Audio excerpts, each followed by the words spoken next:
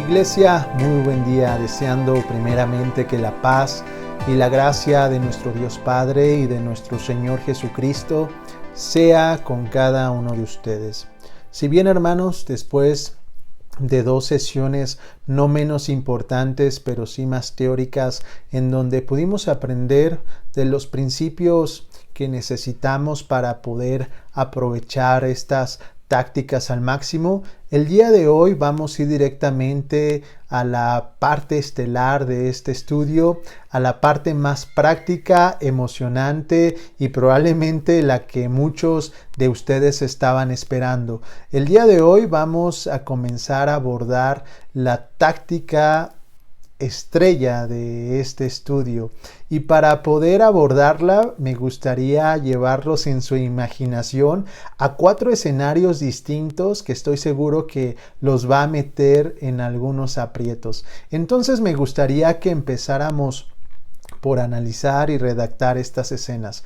En la escena 1, hermano, imagínese que está en su casa celebrando una fiesta con sus mejores amigos de la iglesia, entre ellos pues incluido nuestro pastor, y la conversación hasta el momento pues se desarrolla de una forma normal y pues está hablando sobre varios temas espirituales que parecen ser interesantes, y de repente, sorprendido, hermano, escucha que su hijo anuncia abiertamente que ha dejado de creer en Dios.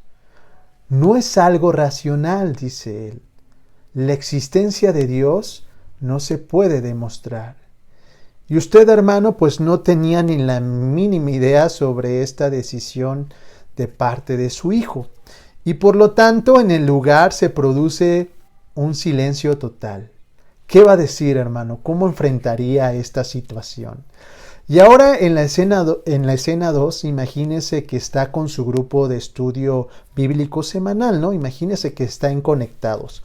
Y se está hablando acerca, pues, del sermón que predicó nuestro pastor el pasado domingo sobre la Gran Comisión. Y entre ustedes hay un recién llegado que les hace la siguiente pregunta. Díganme, ¿quiénes somos nosotros para decir que el cristianismo es mejor que las demás religiones? Si además me parece que la enseñanza esencial de Jesús, así como el de todas las demás religiones, es el amor. Para mí, todas las religiones son iguales. Y además pienso que no es elocuente que nosotros pues tengamos que decirle a las demás personas cómo tienen que vivir o lo que tienen que creer. Después de este comentario, los demás hermanos del grupo empiezan pues a moverse un poco nerviosos sobre sus sillas, pero no dicen absolutamente nada. ¿Usted qué diría, hermano, a esta, o qué respuesta tendría ante esta situación? Y ahora en la escena 3, imagínese que vas de camino a la universidad y vas en el autobús sentado con tu amigo y en algún momento él observa que llevas una Biblia en tu mochila. Ah, mira, hace algún tiempo leí la Biblia, te dice él. Hay relatos interesantes, pero la verdad pienso que está un poco sobrevalorada. Digo, al final la escribieron los hombres y pues los hombres cometen errores. Y entonces en ese instante usted, hermano, se esfuerza por recordar lo que dijo su pastor hace una semana sobre la inspiración y la veracidad de la Biblia. Pero su mente está en blanco, no le vienen absolutamente nada. Entonces, ¿qué diría? ¿Qué palabras utilizaría para poder traer una solución inmediata? Y en la escena 4, que es la última, imagínese que está en la sala de espera en el taller mecánico y está viendo la televisión en compañía de otros clientes que pues a su vez también están esperando la revisión de su vehículo. Y de pronto en el programa de televisión, de noticias específicamente, el presentador explica que algunos grupos religiosos están intentando influir en una legislación con implicaciones morales. Pongamos de ejemplo el tema del aborto. Y entonces la persona que está sentada a su lado dice lo siguiente: ¿esta gente no ha oído sobre la separación que existe entre la iglesia y el Estado? Ay, estos cristianos nos están siempre imponiendo sus puntos de vista. ¿Por qué no nos dejan en paz? Entonces, hermano, usted se da cuenta que hay más personas escuchando y por lo tanto debe de decir algo. ¿Qué diría usted, hermano? ¿Cuál sería la manera más sabia de poder sobresalir de este tipo de situaciones? Miren, hermanos, puede que estos casos no sean idénticos, pero sí son comunes en donde podemos encontrar una oportunidad para presentar el Evangelio. Pero hay ciertos tipos de obstáculos. En primer lugar, se nos debe de prender el foco rápidamente y debemos de pensar y decir algo para poder aprovechar esta oportunidad. Y tenemos tan solo un margen de 10 segundos antes de que la puerta se cierre. Y en segundo lugar tenemos otro conflicto, porque como ya lo hemos aprendido, tenemos que ser sensibles en nuestras palabras, tenemos que saber mantener la paz y usar la razón para no sonar extremistas. Díganme, hermanos, ya que pudieron reflexionar un poco sobre estos escenarios, pudieron obtener una respuesta correcta y convincente y además creen ser capaces de mantenerse bajo los principios de carácter que aprendimos en las sesiones anteriores, y esto lograrlo en tan solo 10 segundos, ¿verdad que puede representar un gran reto para nosotros este tipo de situaciones? Pero hermanos, díganme, ¿qué sucedería si tuviéramos un plan sencillo que nos ayudara a realizar el siguiente movimiento? ¿Creen que un plan nos daría la confianza suficiente para dar el siguiente paso, aunque este sea pequeño en la resolución de estos o de estas situaciones? Pues hoy, hermanos, conoceremos ese plan y lo identificaremos como la ventana de los 10 segundos. Y esta será una clase de guía para dirigir nuestros siguientes pasos. Y para entender este plan vamos a responder a cada uno de los desafíos. Pero observe, por favor, cómo estas respuestas también nos van a dar la iniciativa para comenzar una conversación interactiva e intencionada por nosotros mismos.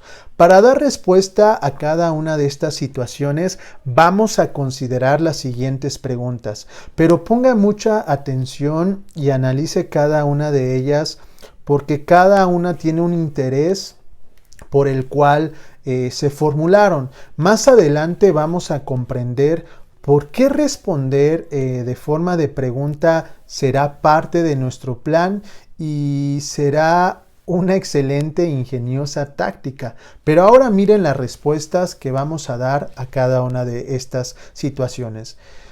En el primer desafío, donde se dice que pues no es racional creer en Dios y que pues no se puede demostrar la existencia de Él, vamos a dar las siguientes respuestas de manera de cuestión. ¿Qué quieres decir con Dios? Es decir, ¿qué clase de Dios rechazas? Dime concretamente qué es para ti lo irracional de creer en Dios. Puesto que te preocupan las pruebas de la existencia de Dios, dime qué clase de evidencias necesitas tú para poder aceptarlas.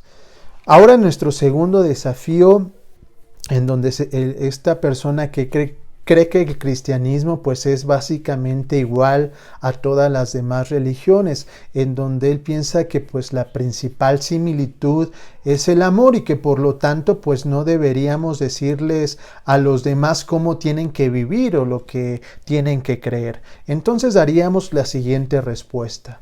Dinos, ¿qué tanto es tu conocimiento sobre las otras religiones para comparar detalles y encontrar un tema en común? ¿O por qué debemos dar más valor a las similitudes que a las diferencias? Y tengo otra curiosidad. ¿Cuál crees que fue la actitud de Jesús sobre esta cuestión? ¿Pensaba él que todas las religiones eran básicamente iguales? Cuando les decimos a las otras personas que se amen unos a los otros, ¿no estamos acaso diciéndoles de alguna forma cómo han de vivir y qué tienen que creer?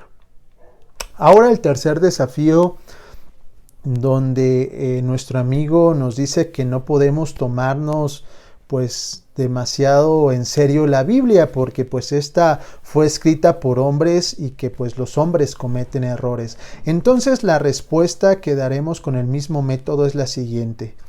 Dime, ¿tienes libros en tu biblioteca? Y dime, ¿no fueron estos libros escritos por seres humanos? ¿Has encontrado alguna verdad en ellos? Dime, ¿qué te hace pensar que la Biblia es menos veraz o confiable que estos libros? Ahora, ¿cometen siempre errores las personas cuando escriben? ¿O crees que si Dios existiera sería capaz de utilizar seres humanos para que estos escribieran exactamente lo que Él quiere? Si crees que no, ¿por qué es así?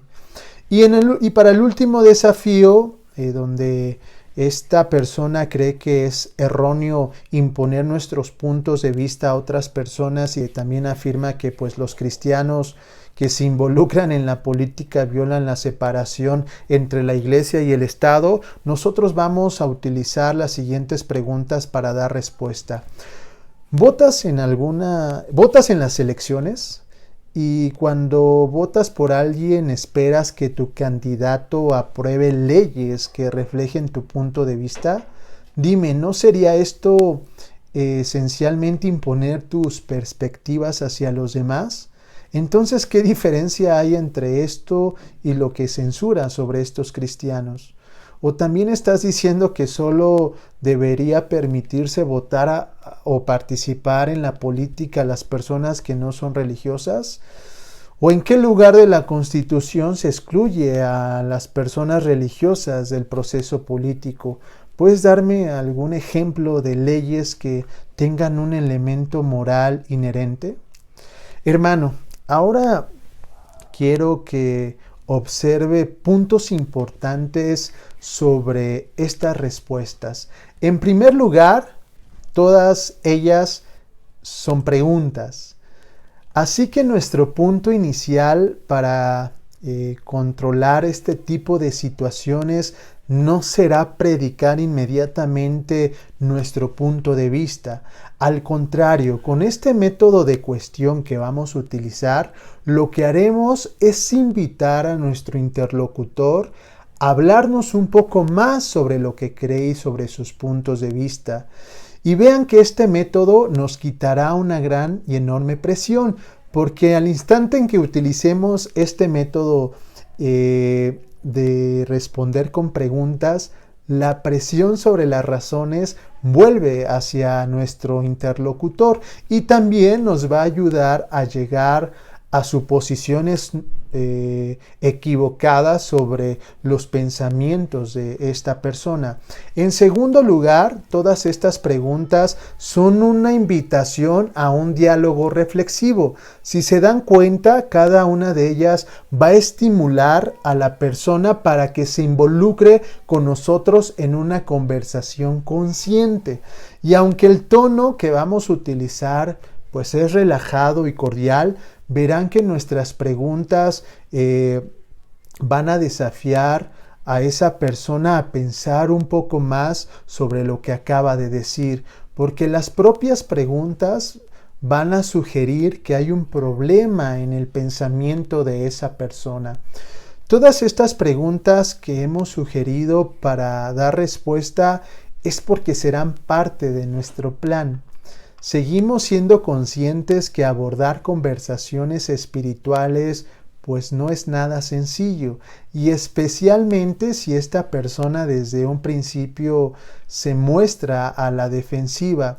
Así que nuestra primera táctica ofrece una solución práctica a este problema, y por ello la vamos a utilizar más que cualquier otra táctica, hermanos, porque esta táctica logrará que incluso los más tímidos puedan entablar e iniciar conversaciones más significativas, ya que ofrece una guía paso a paso.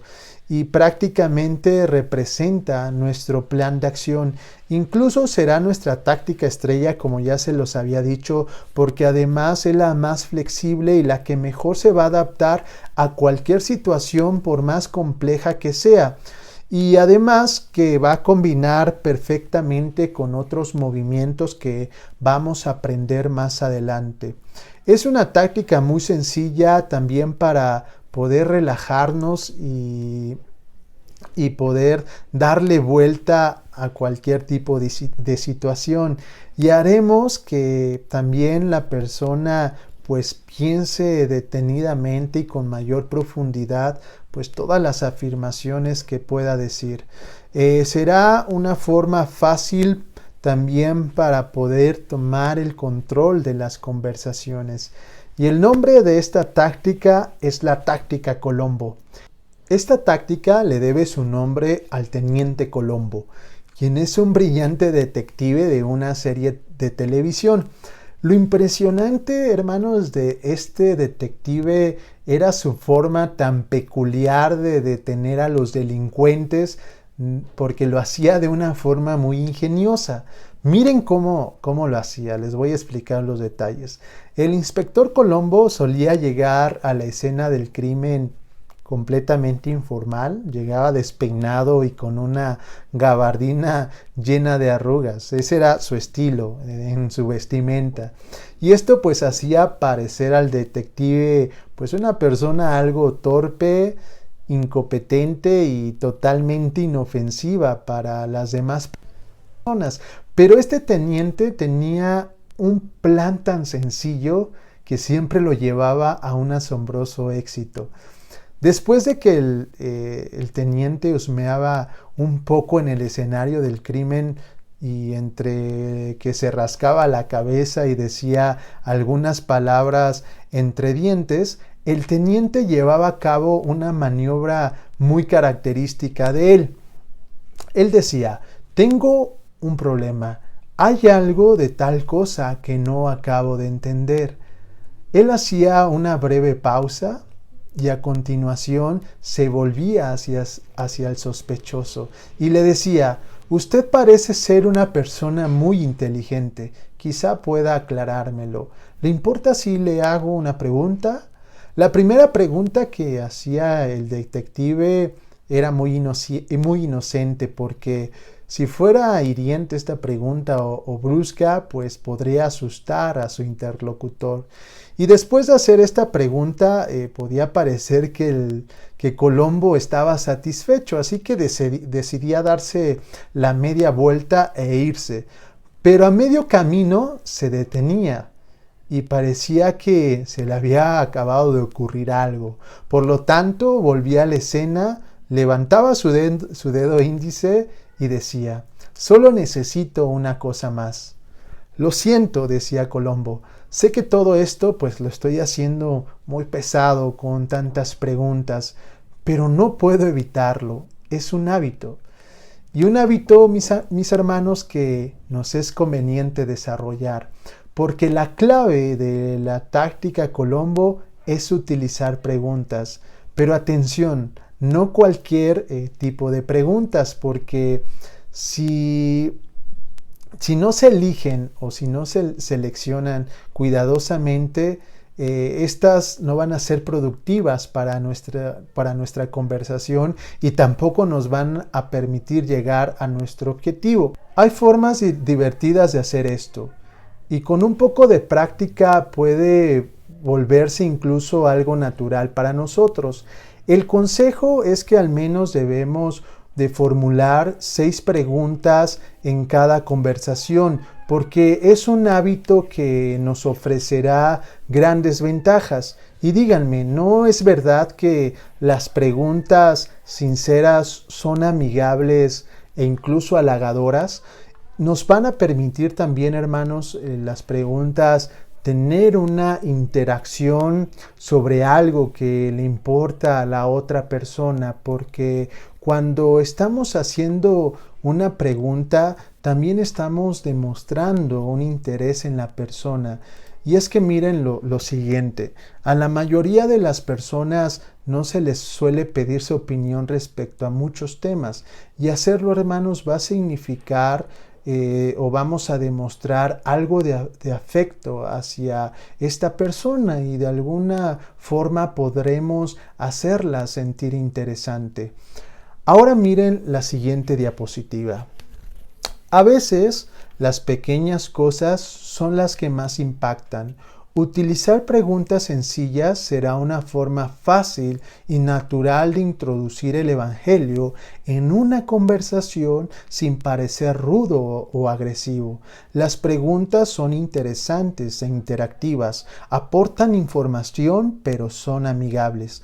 Y lo más importante, con las preguntas eres tú quien dirige la conversación mientras la otra persona hace todo el trabajo. Esta dinámica, hermanos, nos dará algo muy valioso, que es la información, nuestra materia prima. Así que al utilizar este método y al terminar una conversación, conocerá muchas cosas de la persona con la que hablas, y esto permitirá que vayas y puedas preparar tu mensaje y puedas ser mucho más certero a la hora de presentarlo. Quisiera poner un ejemplo. Digamos que queremos evangelizar a un amigo que es budista, y probablemente nuestro primer paso pues sea buscar un libro académico que nos prepare para conocer su doctrina básica, y esto nos permita ser más efectivos en la conversación.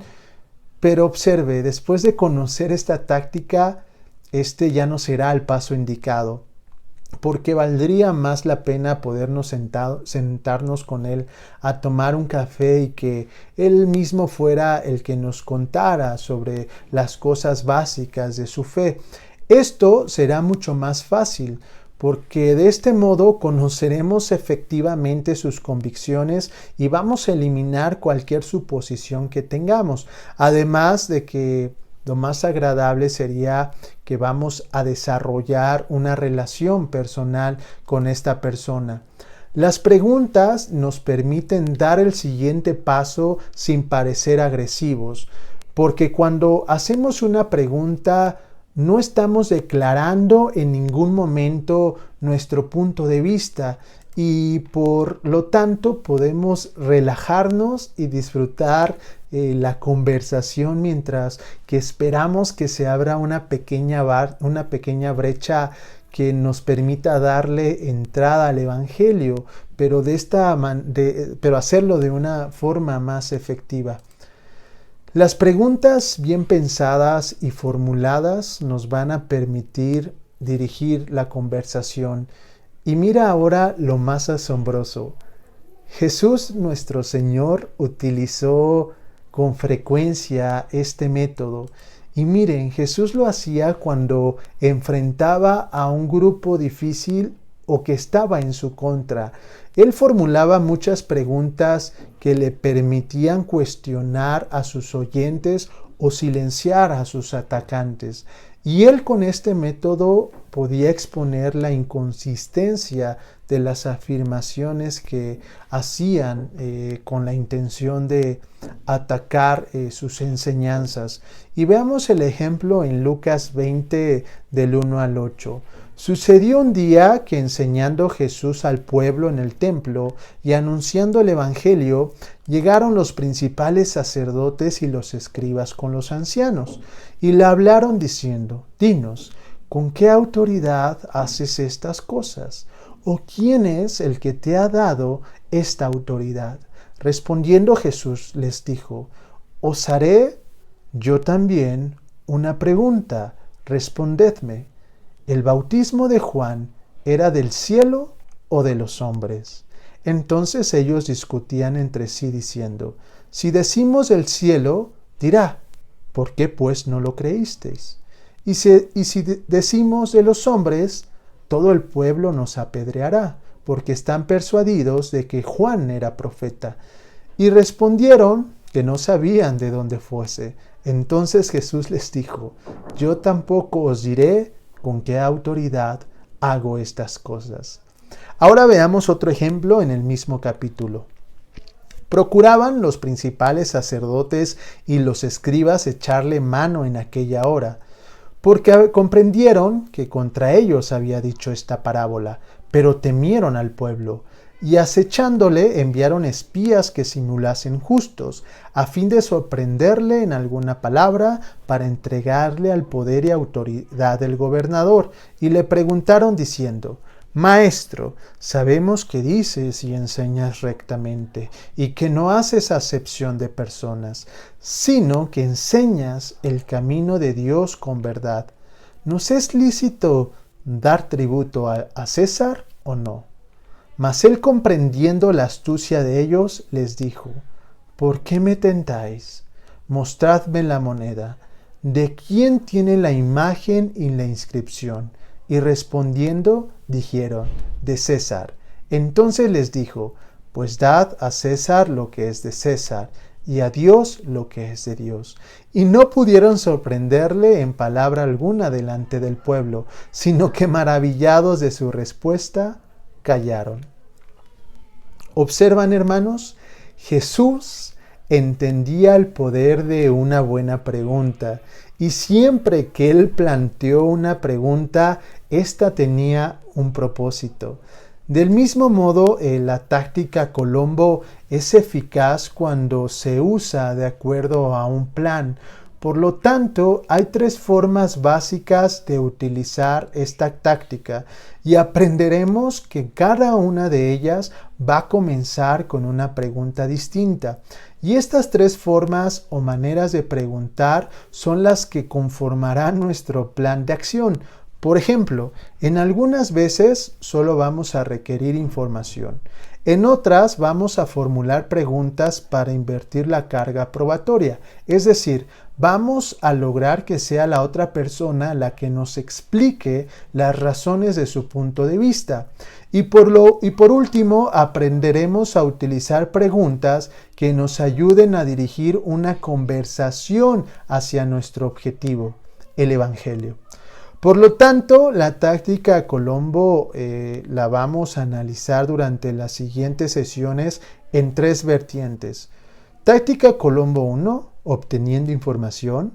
Táctica Colombo 2, la carga probatoria. Y táctica Colombo 3, marcar la pauta.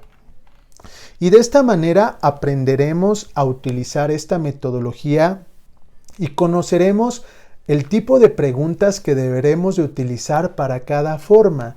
Esto dependiendo de nuestra propia intención. Hermanos, como pueden darse cuenta, la táctica Colombo es muy ingeniosa e interesante y nos dará enormes herramientas para poder progresar en la disciplina del evangelismo. Por lo tanto, también es aquella a la que más tiempo de estudio le vamos a invertir. Así que los invito a continuar con estas clases. Dominar este método, hermanos, les dará otros grandes beneficios, porque ganarán confianza en sí mismos. Por lo tanto, les va a ser más sencillo relacionarse con las personas que desean ayudar. Tendrán el valor de hablar significativamente con sus familiares, amigos, e incluso les va a ayudar a enfrentar situaciones que los beneficien laboralmente. Dios, estoy seguro que los bendecirá enormemente. Recuerden, hermanos, que a las personas les gusta escuchar un mensaje que sea claro e interesante para ellos. Por eso nuestro objetivo es lograr expresar nuestras ideas en un orden lógico y ser capaces de hablar de forma clara y convincente. Pero de igual forma a las personas les gusta ser escuchadas y que alguien muestre interés por sus ideas, y por lo tanto para ellos no es nada agradable hablar con alguien que solo esté intentando imponer sus convicciones. Pero para lograr el objetivo tienen que poner en práctica los principios y las diferentes tácticas que aquí aprenderemos. Así que hermano, siga asistiendo a este seminario con interés. Manténgase motivado, pensando en la influencia que usted podría tener en el reino a causa de la enseñanza y exposición del Evangelio. Piense en la alegría que va a experimentar cuando pueda pararse frente a una persona y lleno de confianza pueda presentarles un plan de salvación. Tener una motivación, mis hermanos, es de suma importancia porque esta determinará en su vida cristiana un deseo creciente que lo llene y lo mantenga con ánimo.